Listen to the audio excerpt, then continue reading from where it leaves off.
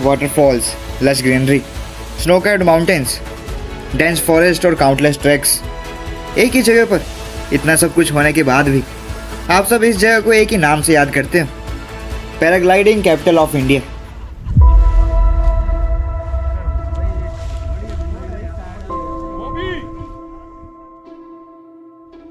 और सच कहूँ तो वो गलत भी नहीं है।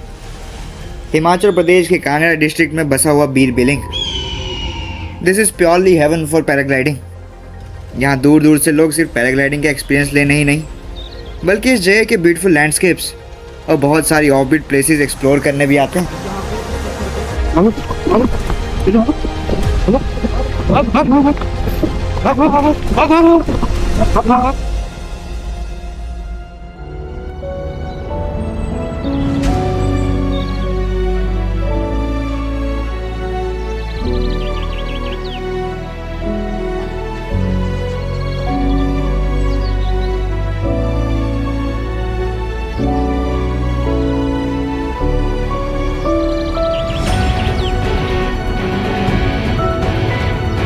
मतलब यहाँ पर देखो सारा खेत ही खेत, समझ रहे हो, पूरे गेहूं की फसल उग रही है, पीछे धौलाधार रेंज दिख रही है अपनी। और इस तरफ देखो, इस तरफ दिखाता हूँ आपको, इस तरफ और भी है। मतलब जहाँ तक देखो खेत ही खेत है भाई साहब, इतनी ग्रीनरी, वो भी इस मौसम में। ये एक्सपेक्टेड नहीं था, इतनी प्यारी सी रोड है ना। ऐसे बीर के आसपास का एरिया ना बिल्कुल ऐसा है, बीर का भी एरिया ऐसा है और बीर के आसपास का भी। गेहूं की फसल हो रही है, खेती हो रही है, बड़ा ही पीसफुल सा माहौल है। ये सारा जो पालमपुर बीर वाला एरिया ना बहुत ही सुकून वाला है। और पीछे हमारे धौलाधार रेंजेस दिखते हैं सामने ही। मतलब देखो ना कितना अच्छा लग रहा है, कितनी ग्रीनरी है। विंटर के सीजन में भी आपको जहाँ ग्रीनरी दिख रही हो, फिर तो आप कहोगे यार यहाँ चले, आ जाओ, बहुत खूबसूरत है।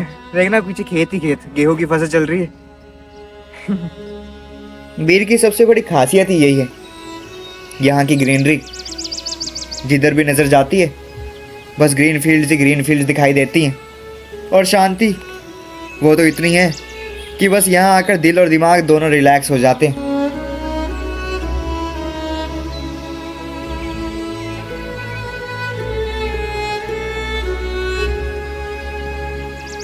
और बीर का टाउन भी कुछ ऐसा ही है, एक सिंपल सी मार्केट, क्यूट कैफेज और हर जगह एक लगी शांति का फील। वैसे बीर एक बुद्धिस्ट टाउन भी है, यहाँ बहुत सारे मॉन्क्स रहते हैं और काफ़ी ब्यूटीफुल मोनास्ट्रीज भी देखने को मिलती हैं। और ऑब्वियसली ये पैराग्लाइडिंग कैपिटल ऑफ इंडिया भी है, जिसका एक्सपीरियंस हम आगे लेने वाले हैं। लेकिन बीर में कुछ ऐसी जगह भी हैं जो अभी तक शायद लोगों की नज़रों से थोड़ी दूर है। तो आज हम बीर के वो सारे हिडन स्पॉट्स भी एक्सप्लोर करने वाले हैं।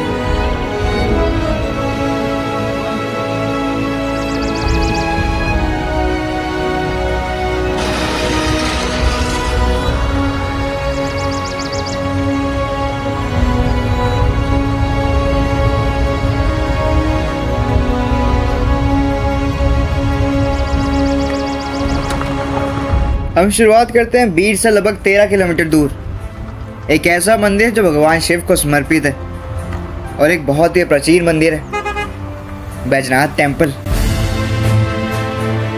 इस मंदिर का निर्माण 13th सेंचुरी यानी लगभग 1204 एडी में किया गया था और तब से लेकर आज तक ये जगह भक्तों के लिए बहुत ही पवित्र जगह मानी जाती है। मंदिर की सबसे खास बात यह है इसका एंशियंट स्टोन आर्किटेक्चर, जो कांगड़ा वैली के ट्रेडिशनल स्टाइल को दिखाता है।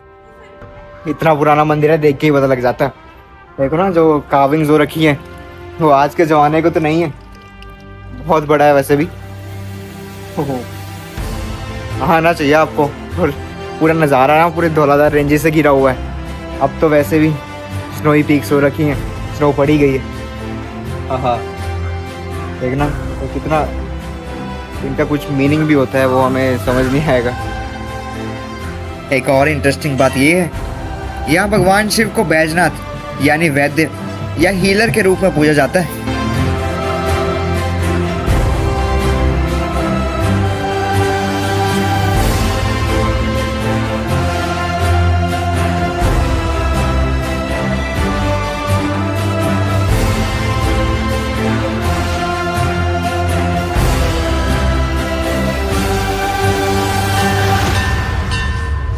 तो बैजनाथ टेम्पल के बाद हम चलते हैं यहाँ से थोड़ी ही दूर पर माता महेश्वरी मंदिर की तरफ। यहाँ तक पहुँचने के लिए हमें लगभग 1 से 2 किलोमीटर का ट्रैक करना पड़ता है और ये ट्रैक भी काफ़ी ब्यूटीफुल है। पहाड़ों के बीच से गुजरते हुए ऊपर तक जाना पड़ता है और ऊपर हमारा वेट कर रहा होगा एक बढ़िया सा वैली व्यू। तो हम आ चुके हैं माता माहेश्वरी मंदिर। यहाँ से ना ट्रैक स्टार्ट होता है 1 से 2 किलोमीटर का है, जो कि ट्रैक डिस्टेंस बताया है वो इतना है और टाइमिंग 30 से 40 मिनट लगेंगे। ज़्यादा भी लग सकते हैं, वो अपने स्टेमिना के हिसाब से, अपनी फुर्ती के हिसाब से। ये रास्ता काफ़ी सुंदर है। पूरा ट्रेल पाइन फॉरेस्ट के बीच से गुजरता है, जहाँ चलने का एक्सपीरियंस ही अलग फील देता है। और सबसे अच्छी बात यह है कि वीकडेज में ये ट्रेल ऑलमोस्ट पूरी तरह खाली होती है, तो आप नेचर और शांति को और भी अच्छे से एंजॉय कर सकते हो। ऐसे मतलब ये सारे पाइन के पेड़ हैं, इसी जंगल में से ऊपर की ओर जाना, तो जो सीनरी बनती है ना, जो लैंडस्केप बन रहा है, लैंडस्केप नहीं सीनरी सॉरी, बहुत खूबसूरत लग रहा है कि सब तरफ पेड़ ही पेड़ है। नीचे से एक छोटी सी पतली सी स्टेयर्स की ट्रेल जा रही है जो बहुत अच्छी लग रही है। चलने में मज़ा बड़ा आ रहा है। छोटा सा ट्रैक है, चलते चलो इन पेड़ों के बीच में से टॉप पे हमारी मंजिल हमारा वेट कर रही है। पूरी ट्रेल भी ना अच्छी तरह बनी हुई है, मतलब ट्रेल नहीं है, हम वो नीचे से आए हैं, वो नीचे से स्टेप्स हैं, तो आपको थकान फील हो सकती है थोड़ी बहुत, वो अपना देख लेना। जैसे ही लास्ट 500 मीटर रह जाते हैं, दिल में एक अलग ही एक्साइटमेंट होने लगती है कि ऊपर पहुंचकर कैसा नज़ारा देखने को मिलेगा और माता जी के दर्शन भी करने को मिलेंगे। और देखते ही देखते हम बिल्कुल टॉप पर माता महेश्वरी मंदिर के पास पहुंच जाते हैं। ये मंदिर पहाड़ी के बिल्कुल ऊपर स्थित है और यहाँ का एनवायरनमेंट बहुत ही पीसफुल फील देता है। यहाँ आकर लोग माता महेश्वरी से अपनी मनोकामना मांगते हैं और सच में ट्रैक की थोड़ी सी मेहनत के बाद जो शांति यहाँ मिलती है, वो एक्सपीरियंस बिल्कुल वर्थ इट लगता है।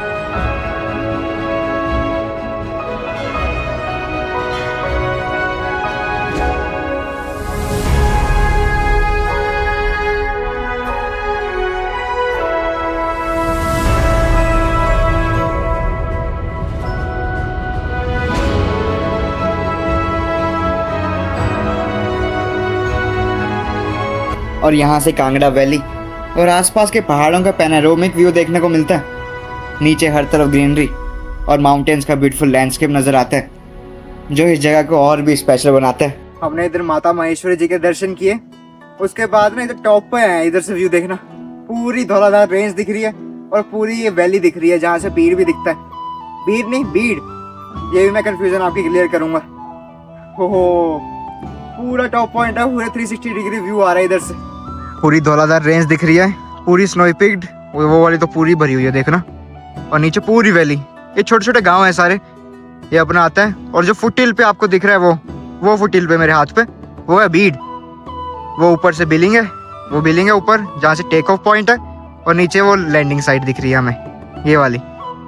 अभी थोड़ा ज़्यादा क्लियर नहीं है ना, तो आपको क्लियर नहीं दिख रहा होगा, बट यही है, पूरा ऊपर से दिखता है। देखो इधर से आना जरूर चाहिए आपको, इधर से बहुत अच्छा नज़ारा है। और इस तरफ भी पूरी वैली दिखती है, ये पहाड़ वो आपको दिख रहा है फुट हिल पे, बैजनाथ, उसके आगे पालमपुर, फिर कांगड़ा, फिर इस तरफ का जाके धर्मशाला, उसके ऊपर मकलोडगंज, जो मकलोडगंज और धर्मशाला से भी दिखते हैं, ये सारा आपको पता ही होगा।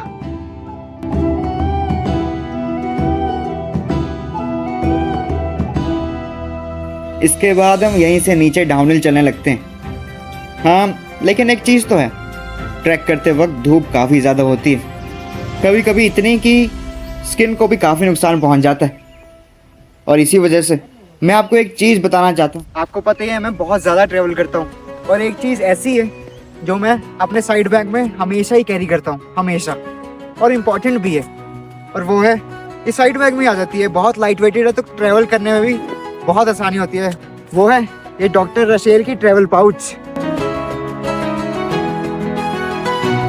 ये बेसिकली एक all in one travel pouch है, जिसमें आपकी स्किन केयर की सब चीज़ें मिल जाती हैं। सबसे पहले इसमें आता है फेस वॉश, जो काफ़ी लाइट वेटेड है और स्किन को प्रॉपरली क्लीन कर देता है। ट्रैवल करते वक्त जो भी डर्ट और इम्प्योरिटीज़ फेस पर आ जाती हैं, वो ईजिली रिमूव हो जाती हैं। इसके बाद इसमें नोज स्ट्रिप भी है, जो नोज के ब्लैक हेड्स को रिमूव करके नोज को क्लीन कर देती है। एक्चुअली ट्रैवल करते हुए मेन प्रॉब्लम क्या आती है कि कैरी करना मुश्किल होता है, बट ये इतने लाइट वेटेड है मेरे इस साइड बैग में ही आ जाते हैं। और कहीं भी मतलब बैग में भी डालो तो आ जाएंगे बिल्कुल आराम से, बिल्कुल भी वजन नहीं है। बात तो वो है कि कैरी करना बहुत आसान है। फिर इसमें मॉइस्चराइज़र मिलता है जो स्किन को मॉइस्चराइज रखता है और टाइम के साथ डार्क स्पॉट्स को फेड करने में भी हेल्प करता है। और जो चीज़ मुझे सबसे ज़्यादा यूज़फुल लगती है वो है डिटेन स्क्रब। ट्रैवल करते वक्त जो टैनिंग हो जाती है स्पेशली माउंटेन्स या सन एक्सपोजर में, वो काफ़ी अच्छे से रिमूव कर देता है। और ये सारे प्रोडक्ट सारे डर्मेटोलॉजिकली टेस्टेड हैं और बहुत ही कम प्राइस में बेस्ट डील मिल जाती है। और इसलिए ट्रैवल के टाइम ये काफ़ी इंपॉर्टेंट हो जाता है। मुझे लगता है हर ट्रैवलर को इसकी ज़रूरत पड़ती है। अगर आप भी लेना चाहते हो तो इसका लिंक डिस्क्रिप्शन में है, वहाँ जाकर ले सकते हो आप। चलो जी, चले भैया, चलो सर। चले। ये दिख रहे हैं धौलाधार, इधर से भी देखो पूरी वैली। अब हम यहाँ से निकल पड़ते हैं एक और बहुत ही सुंदर जगह की तरफ। एक ऐसी जगह जो नेचर के बिल्कुल करीब है और इतनी इंटरेस्टिंग कि वहाँ पहुँचकर सच में अलग ही मज़ा आने वाला है। बस पहुँचने वाले हैं और अच्छी जगह जाने के लिए रास्ते भी थोड़े से ख़राब हो ही जाते हैं। ये हमेशा होता है, जितनी अच्छी जगह बहुत आइसोलेटेड होती है, वो ऑफ बीट होती है बिल्कुल ही मतलब वैली में। तो इसके बाद हम फाइनली पहुंच जाते हैं गुनेहर वाटरफॉल पर।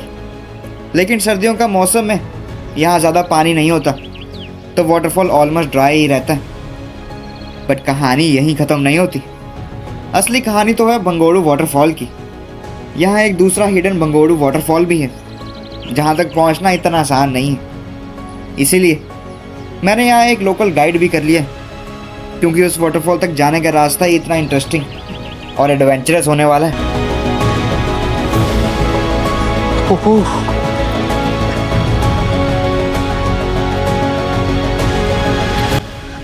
रास्ता थोड़ा सा ना ऐसा है, मतलब वाटरफॉल जाने तक के लिए ना, इसलिए हमें गाइड की ज़रूरत पड़ती है और राज भैया हमारी हेल्प कर रहे हैं। चलो, नीचे नदी आ गई, पूरा उधर को जाके हमारा वाटरफॉल होगा। अभी तो काफ़ी जाना है। अभी जो आप देख रहे हो ये तो बस ट्रेलर है, आगे आगे और एडवेंचरस होने वाला है।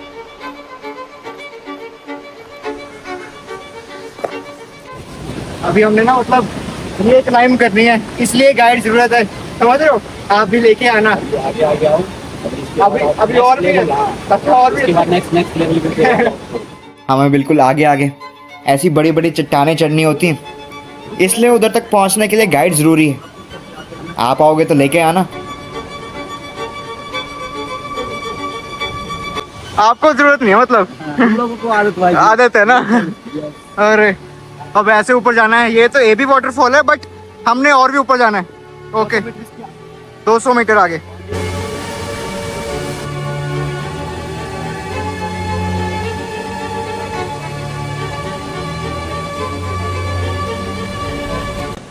बिल्कुल ही एडवेंचर सा ही है, मतलब माउंटेनियरिंग कह लो, ट्रैक भी नहीं है। ये है वाटरफॉल का मैगी पॉइंट। अच्छा, ये मैगी पॉइंट है। आगे नंगे पाँव चलेंगे 200 मीटर को वो लोग अंदर से आ रहे हैं। ओके, इसके आगे नंगे पाँव है। नंगे पाँव चलने शुरू किया आगे मूव करके। ठीक है, नंगे पाँव 200 मीटर, इसमें हल्की हमारी रॉक क्लाइंबिंग। ओके, तो लास्ट में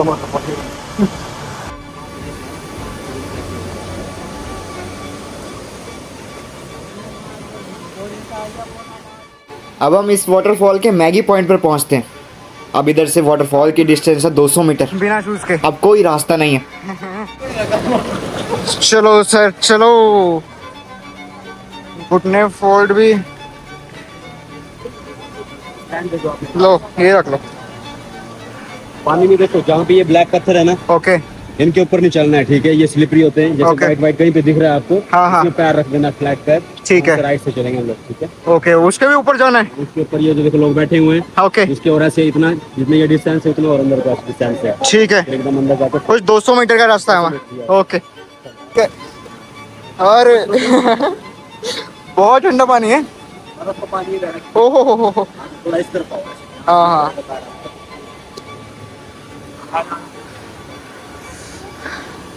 अरे भाई साहब, इधर थोड़ा पानी गहरा है ना? थोड़ा इस तरफ आओ, देखो पत्थर है। हाँ, ये पत्थर है।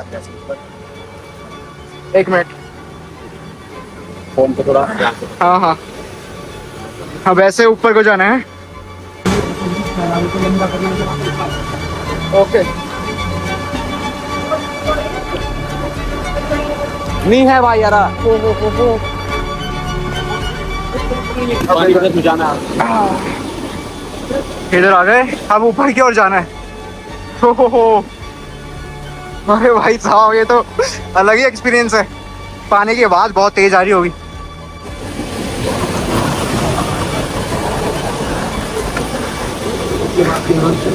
ओके अब राइट पैर वहाँ कॉर्नर पे रखो, लेफ्ट यहाँ रखना है। यहाँ पे राइट यहाँ लेफ्ट यहाँ ओके ओके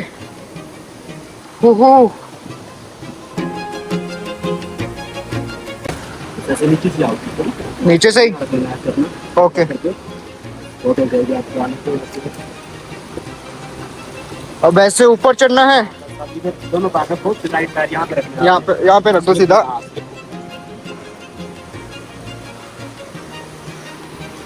ऐसा ही वहाँ बैठ के इसके ऊपर दोनों पैर रखने हैं। ओके फिर ऐसे सामने ओके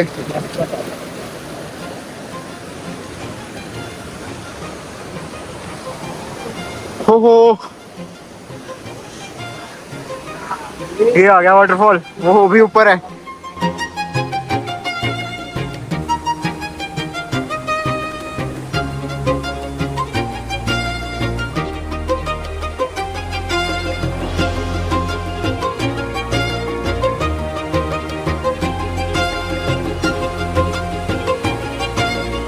देखो ऐसे चढ़ना था मेरे से तो खुद नहीं चढ़ा हुआ बट ये तो चढ़ जाते हैं अब यहाँ से आगे को अरे भाई साहब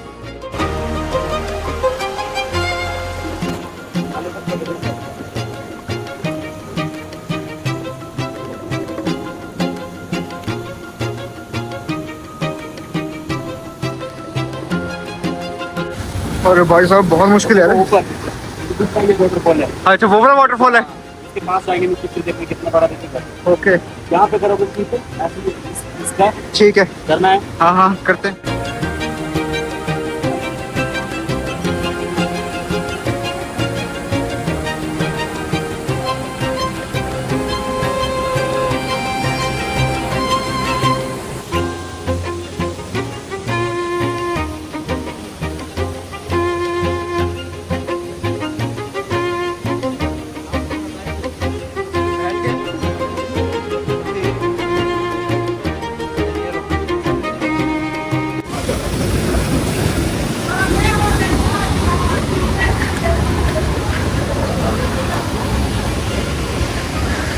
मैं भी लोकल बन गया अब अरे भाई ये है जी बंगोड़ू वाटरफॉल फाइनली पहुंचू इतनी मेहनत के बाद बिना गाइड के तो मेरे से तो नहीं होता भाई फाइनली पहुंच गया भैया वो भी भैया के साथ आ गया नहीं तो मेरे से कहाँ क्योंकि एक स्पोर्ट से ही हो सकता है कि अगर कोई बाहर का बंदा है ना वो तो भाई तो आप ही गाइड लेना फिर रिस्क्यू लेना है ना अपने तो इस छोटे से एडवेंचर के बाद हम फाइनली भंगोड़ू वाटरफॉल तक पहुंच ही जाते हैं और सच कहूँ वाटरफॉल को देखते ही सारी थकान एकदम से गायब हो जाती है। विंटर्स में इसका बहाव इतना स्ट्रॉन्ग है तो सोचो समर्स में यहाँ पानी कितना ज़्यादा होता होगा। हालांकि समर्स में यहाँ आना इतना आसान नहीं होता क्योंकि उस टाइम वाटरफॉल का फ्लो काफ़ी ज़्यादा होता है। फिसला तो गए ये है हमारा बंगोड़ू वाटरफॉल पानी इतना ठंडा है ना मैं क्या बताऊं ओहो इतना तेज बहाव इतना एक्सपेक्टेड नहीं था आपको वीडियो भी थोड़ी ब्लर से दिख रही होगी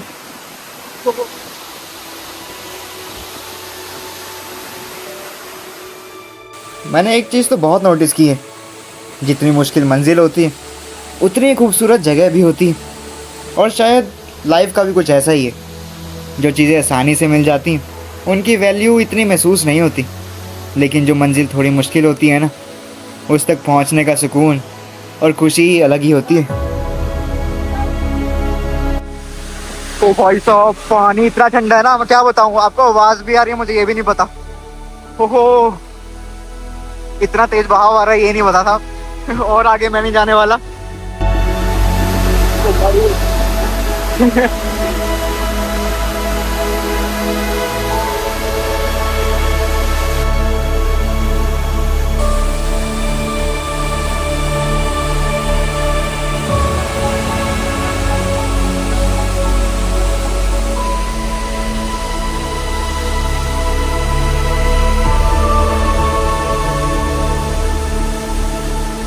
तो वाटरफॉल का ये अमेजिंग नज़ारा देखने के बाद अब वापस जाने का वक्त आ चुका था और पैराग्लाइडिंग का टाइम भी धीरे धीरे नज़दीक आ रहा था।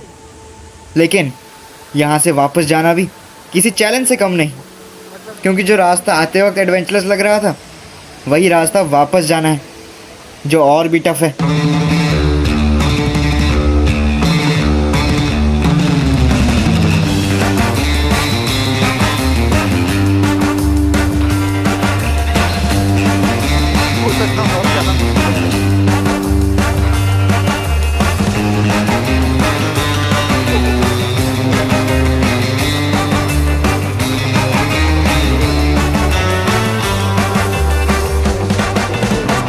क्या आगे ना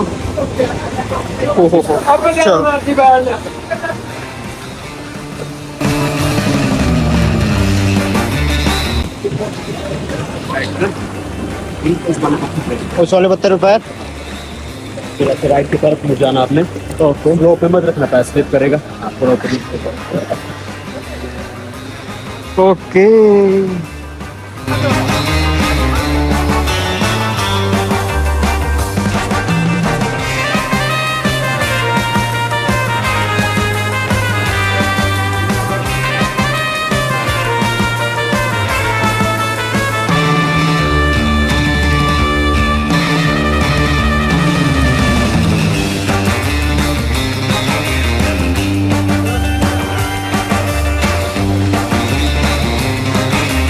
चलो ये मैगी पॉइंट आ गया।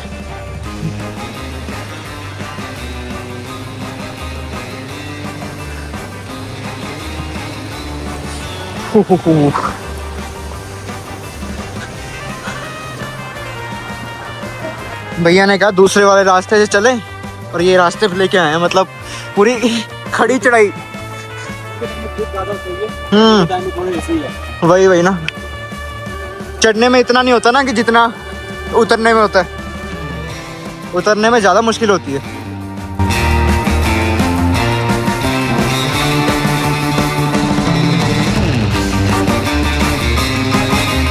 तो जी आ गए अपने घर के पास फाइनली।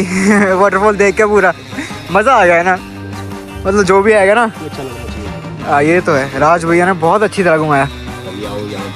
कॉल करो गाइड के लिए, वो मैं डाल दूंगा सारे डिस्क्रिप्शन में आपका नंबर। चलो सही है, बढ़िया बढ़िया। चलो अपनी यात्रा जारी रखते हैं इस गाड़ी में। चलो ठीक है भैया, ठीक है, ओके।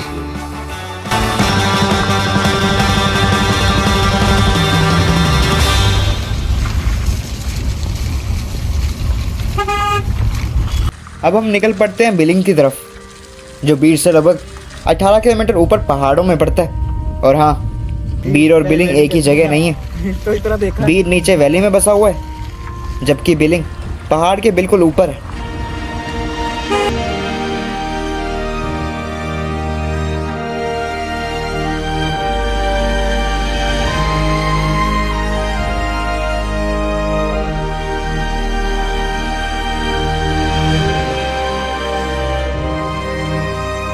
तो ये है बिलिंग टेक ऑफ स्पॉट, मतलब बीर हमारा नीचे पड़ता है, बिलिंग 18 किलोमीटर ऊपर। बीर से इधर से टेक ऑफ होते हैं सारे पैराग्लाइडिंग के लिए जो भी आते हैं ना। हम भी इधर से फ्लाई करने वाले हैं अभी, जो आगे देखने वाले हो आप। ये काफ़ी खुला सा एरिया, मेडो टाइप है। तो इसका ना एक थर्मल पॉइंट बनता है, वो भी मैं आपको समझाऊंगा कि ये बेस्ट प्लेस क्यों है पैराग्लाइडिंग के लिए। बिलिंग असल में पैराग्लाइडिंग का टेक ऑफ स्पॉट है, जहाँ से पायलट्स और टूरिस्ट अपनी उड़ान भरते हैं। ये जगह पहाड़ के बिल्कुल टॉप पर है और यहाँ खड़े होकर जो व्यू देखने को मिलता है वो ट्रूली ब्रेथ टेकिंग होता है। यहाँ से पूरी धौलाधार रेंज बिल्कुल क्लियर नज़र आती है, स्नो कवर्ड पीक्स, नीचे ग्रीन वैलीज और दूर तक फैला हुआ लैंडस्केप। और जब यहीं से पैराग्लाइडर्स हवा में उड़ान भरते हैं तो पूरा आसमान कलरफुल पैराग्लाइडर से भर जाता है। और वही मोमेंट बीर बिलिंग को इतना स्पेशल बनाता है।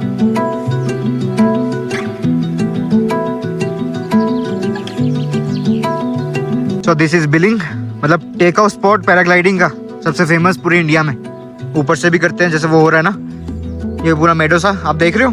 इधर अपने धौलधार रेंजेस जो आज बहुत सुंदर दिख रही हैं, कल इतनी नहीं थी।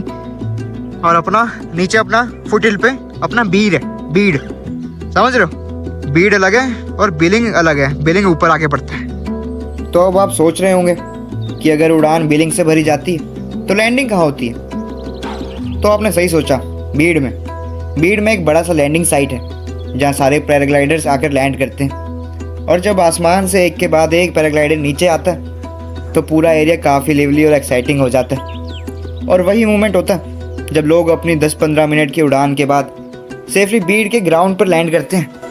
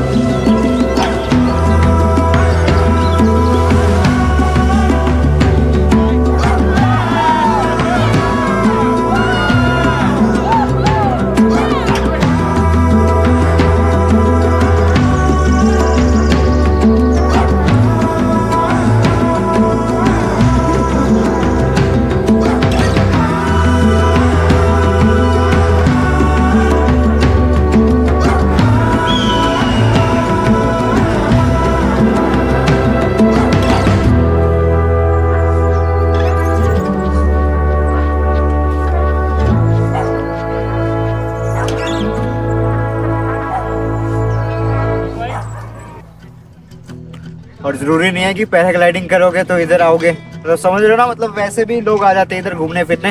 एक बड़ा सा ग्राउंड ही है, देखने आ जाते हैं माहौल सब। हालांकि लोकल्स भी आ जाते हैं क्योंकि बढ़िया सा माहौल होता है ना इधर शाम को। आप भी आ सकते हो जब आप घूमने आओगे ना, चाहे इधर चले जाओ चाहे ऊपर चले जाओ बिलिंग की में।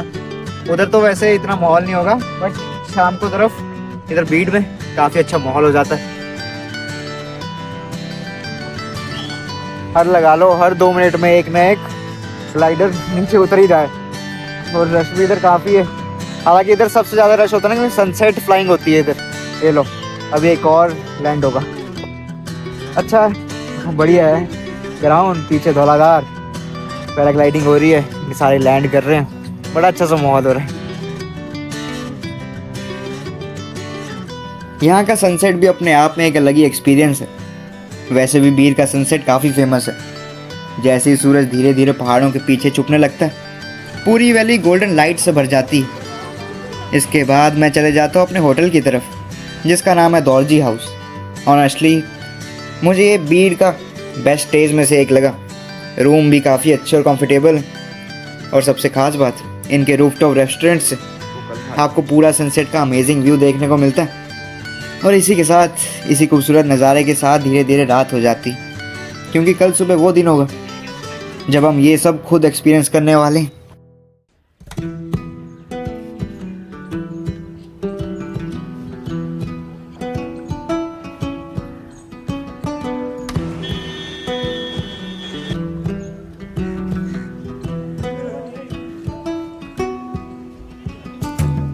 तो अगली सुबह हो जाती है। सुबह का माहौल बिल्कुल शांत था। मैं गाड़ी में बैठ चुका था और पीछे सारे पायलट्स भी रेडी थे। हम सब तैयार थे 18 किलोमीटर ऊपर बिलिंग जाने के लिए। और फिर हम निकल पड़ते हैं। जैसे जैसे बिलिंग नज़दीक आने लगता है, वैसे वैसे एक्साइटमेंट भी बढ़ने लगती है। लेकिन सच कहूँ, शायद एक्साइटमेंट के साथ थोड़ा सा डर भी था, क्योंकि कुछ ही देर में हम आसमान में उड़ान भरने वाले थे। अब पायलट्स अपनी पैराग्लाइडिंग किट निकालते हैं। धीरे धीरे सब सेटअप हो रहा था, और थोड़ी शायद धड़कन भी तेज हो रही थी शायद।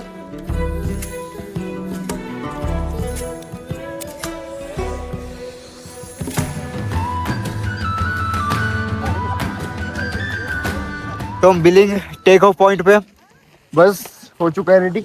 ये अपना गोप्रो साथ में होता है, इंक्लूडेड होता है, सबके पास ही होता है इधर ना, तो आप वीडियो ले सकते हो। अगली आप जो वीडियो देखोगे फ्लाइंग की वो इससे गोप्रो से ही होगी। और ये हमारे साथ भीम भैया, इनसे बात करेंगे फ्लाई करते करते। चलो करते हैं अभी।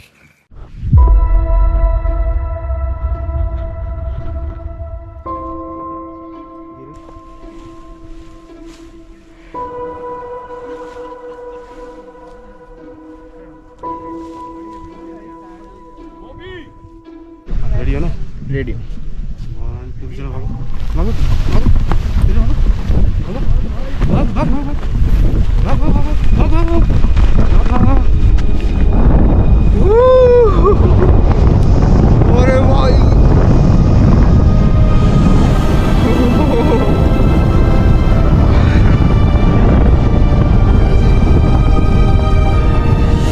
अरे क्या नजारा दिख रहा है इधर से।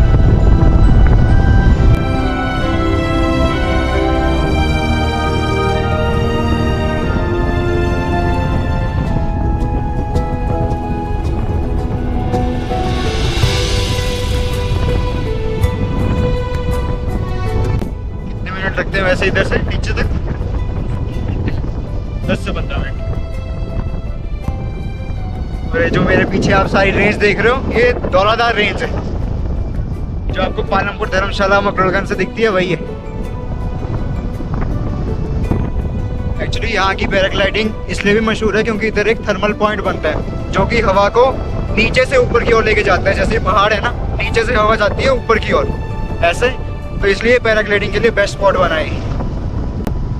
और ये देखो, ये अपना टेक ऑफ पॉइंट था जहाँ से हमने टेक ऑफ किया, अभी उससे भी ऊपर है। यही होता है थर्मल पॉइंट। एज एग्जांपल मैं बता रहा हूँ, ऊपर को हवा जाता है। शुरू में थोड़ा डर लग रहा था, जबकि शायद डरने जैसी कोई बात ही नहीं थी। लेकिन जैसे ही सब कुछ स्टार्ट होता है और आप हवा में उड़ान भर लेते हो, तो वो डर अपने आप ही गायब हो जाता है।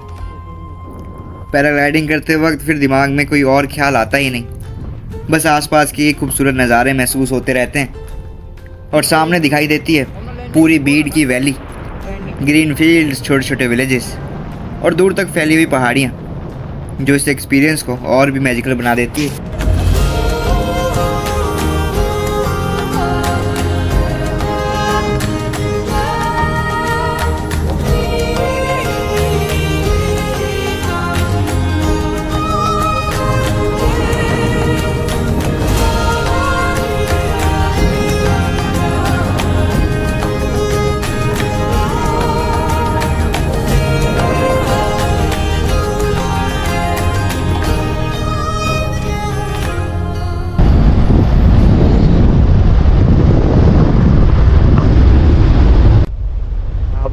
वहाँ से है ना, वहाँ से फिर वो दूसरी पहाड़ी पे गए।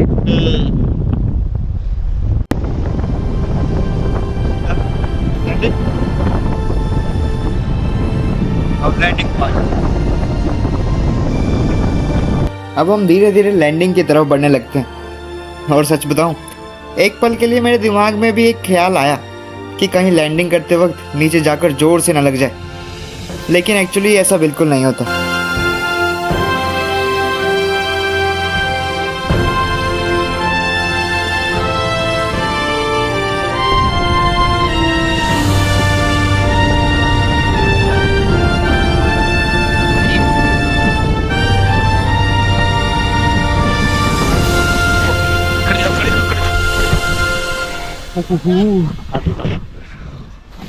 हो गया भाई, बहुत अच्छा रहा। आगे भाइयों, ये लैंडिंग साइट बीर की, मतलब समझ रहे हो, बिलिंग से टेक ऑफ होता है, बीर लैंडिंग साइट है और घूमने सारे बीर आते हैं। बिलिंग तो बस अपना टेक ऑफ स्पॉट कह लो आप। हो और जो इम्पोर्टेंट भी है इस जगह के लिए, क्योंकि पैराग्लाइडिंग से ही ये जगह मशहूर है। ये काफ़ी खुला सा मैदान है, हमने इधर लैंडिंग की, तो अब इधर करते हैं। और इसी के साथ बीर का यह सफ़र यहीं तक था। इस छोटी सी जर्नी में हमने बीर को काफ़ी करीब से एक्सप्लोर किया, उसकी नेचर, एडवेंचर और शांति को महसूस किया। और हाँ, डॉक्टर रशेल का ट्रैवल पाउच लेना मत भूलना, लिंक डिस्क्रिप्शन में। और इसी के साथ मिलेंगे एक ज़बरदस्त वीडियो के साथ। अगली एक और ज़बरदस्त वीडियो आएगी। Till then take care, bye bye.